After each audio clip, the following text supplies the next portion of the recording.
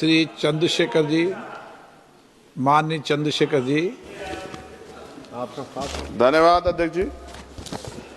अध्यक्ष जी, मैं आजाद समाज पार्टी काशीराम की ओर से स्वास्थ्य सुरक्षा से राष्ट्रीय सुरक्षा उपकर विधेयक 2025 पे अपनी बात रख रहा हूं।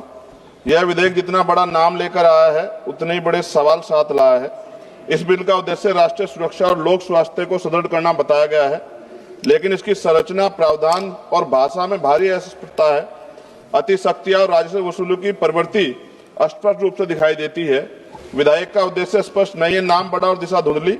सरकार कहती है कि उपकर राष्ट्रीय सुरक्षा और लोक स्वास्थ्य पर व्यय को पूरा करेगा, लेकिन कौन सी राष्ट्रीय सुरक्षा परियोजना, कौन सा स्वास्थ्य कार्यक्रम, कितना फंड किस योजना को मिलेगा, किस मंत्रालय को कितना आवंटन होगा, विधेयक में एक भी ठोस उल्लेख नहीं। इससे यह उपकर विषय वस्तु के बिना नाम मात्र का कर बनकर रह जाता है। अध्यक्ष जी, विधेयक स्पष्ट कहता है कि उपकर का पैसा कंसोलिडेट फंड और ऑफ इंडिया में जमा होगा। इसका अर्थ है पैसा किसी भी सामान्य सरकारी खर्च में मोड़ा जा सकता है। ना संसद में स्पष्ट हिसाब मिलेगा, ना जनता को पता चलेगा कि स्वास्थ्य या सुरक्षा में कितना पैसा लगा है।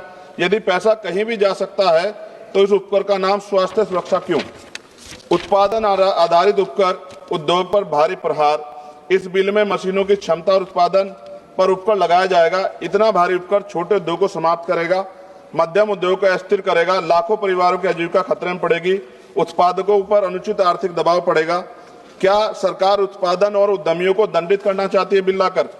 क्या अधिकारियों को अत्यधिक सख्त या भ्रष्टाचार का खतरा दोगुना? विधेयक में तलाशी, जब्ती, छापे, निरीक्षण, गिरफ्तारी और सख्त ऑडिट के विशाल अधिकार संयुक्त आयुक्त स्तर के अधिकारियों को दिए गए हैं। इससे अधिक शक्तियों से दमनकारी कर वसूली बढ़ेगी, व्यवसायी भय में काम करेंगे, भ्रष्टाचार और रेंट स्कीम को बढ़ावा मिलेगा।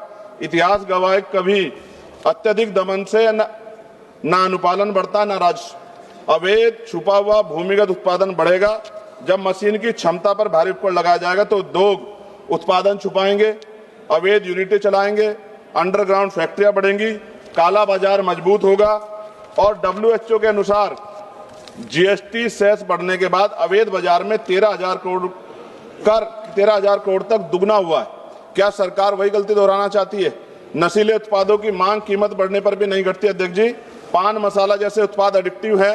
कीमत बढ़ने से इनके उपभोक्ता कम नहीं होते, बल्कि गरीब लोग सस्ते, मिलावटी, जहरीले, काला बाजार उत्पाद खरीदते हैं। स्वास्थ्य जोखिम में बढ़ता है, सरकारी अस्पतालों पर बोझ बढ़ता है, समाज में दीर्घकालिक नुकसान होता है। क्या यह स्वास्थ्य सुरक्षा या स्वास्थ्य संकट है? राज्यों को उनका संवैधानिक हिस्सा न मिलना, इससे उपकर नॉन डिविजिबल है।